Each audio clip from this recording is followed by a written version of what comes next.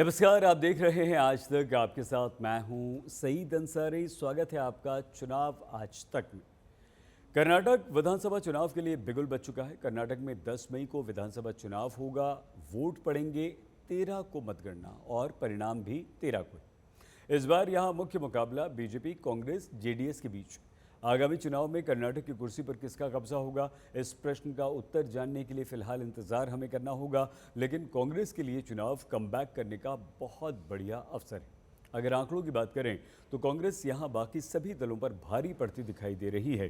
कर्नाटक में अब तक कुल 14 विधानसभा चुनाव हुए, लेकिन सिर्फ 1985, 1994 को छोड़कर सभी विधानसभा चुनावों में कांग्रेस वोट शेयर के मामले में सबसे बड़ी पार्टी रही। भले ही राज्य में कांग्रेस की सरकार न बनी हो, 1985 में पार्टी का वोट शेयर 40% था। उस बार सरकार जनता पार्टी ने बनाई थी, जिसका वोट शेयर 43% था। इसी तरह वोट शेयर के मामले में पार्टी का सबसे खराब प्रदर्शन 1994 में रहा, जब उसे सिर्फ 26% वोट मिले। इस वर्ष कर्नाटक में जनता दल ने 33% वोट पाकर सरकार बनाई। पिछले विधानसभा चुनाव में भी पार्टी का वोट प्रतिशत 38% था, जो बीजेपी से लगभग 2% अधिक था। यानी कांग्रेस को सीटें भले ही कम मिली हों, लेकिन उसका वोट शेयर बरकरार रहा। इसके अलावा मल्लिकार्जुन खड़गे को कांग्रेस का अध्यक्ष बनाकर पार्टी ने मास्टर स्ट्रोक खेला। दलित समुदाय के खड़गे कर्नाटक में लगातार 9 बार विधायक रह चुके हैं। अभी पूरी तरह से चुनाव उनकी अगुवाई में लड़ा जा रहा है।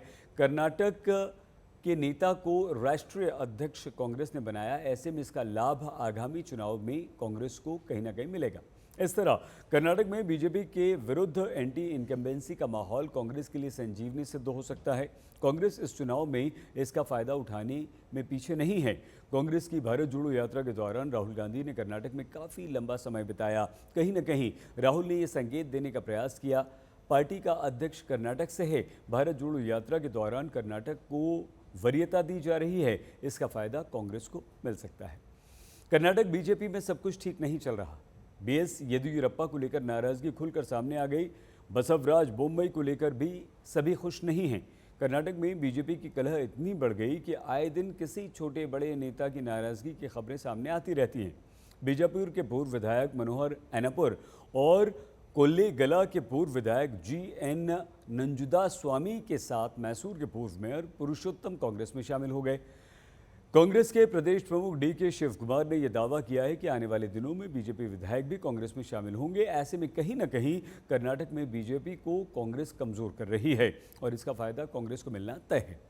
अपने चुनावी अभियान में कांग्रेस पूर्व मुख्यमंत्री सिद्धरमैया और राज्य इकाई के अध्यक्ष डीके शिव कुमार को प्रमुखता दे रही है। पार्टी बीजेपी सरकार की कथित विफलताओं और भ्रष्टाचार को भी उजागर कर रही है और सुशासन और विकास देने का वादा भी कर रही है। वैसे कर्नाटक की राजनीति का एक संयोग भी इस बार कांग्रेस के पक्ष में है। कर्नाटक में 1985 के बाद से कोई भी सत्ताधारी पार्टी लगातार दोबारा सत्ता में वापसी नहीं कर सकी है और इसीलिए राज्य में कांग्रेस के नेता अधिक जोश में हैं। चुनाव से जुड़े ऐसे ढेरों विश्लेषण के लिए चुनाव आज तक चैनल को सब्सक्राइब करना बिल्कुल मत भूलिएगा। आप प्लीज़ अपना बहुत ख्याल रखिए। देखते रहिए आज तक।